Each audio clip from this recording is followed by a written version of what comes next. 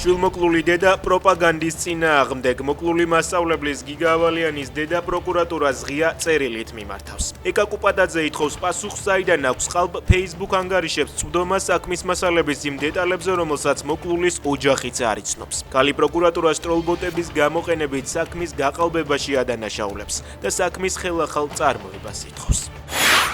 ივანიშვილის სასამართლო დავა 607 მილიონ დოლარზე დასასრულს უახლოვდება. ლონდონის საბოლოო ინსტანციის სასამართლო გადაწყვეტილებამდე 4 დღით ადრე ივანიშვილის ადვოკატმა ვრცელი წერილი გამოაქვეყნა. თემურ წიქვაძის თქმით, ივანიშვილი შეგუებულია ფაქტს, რომ როგორც არ უნდა დასრულდეს დავა, ამ თანხების დაბრუნება არ მოხდება.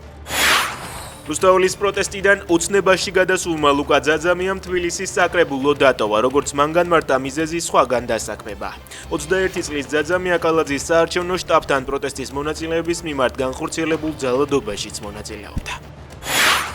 თურქეთის სასამართლომ სოციალურ ქსელებში საპირისპირო სქესის ადამიანების ფოტოების მოწონება განქორწინების საფუძვლად მიიჩნია. მედიის ცნობით, სასამართლომ მამაკაცის მიერ სოციალურ მედიაში სხვა ქალების ფოტოების მოწონება დობის დარღვევად შეაფასა. სასამართლომ განაცხადა, რომ დაქორწინებული წყვილები სოციალურ მედიაში მოწონებამდე ორჯერ უნდა დაფიქრდნენ.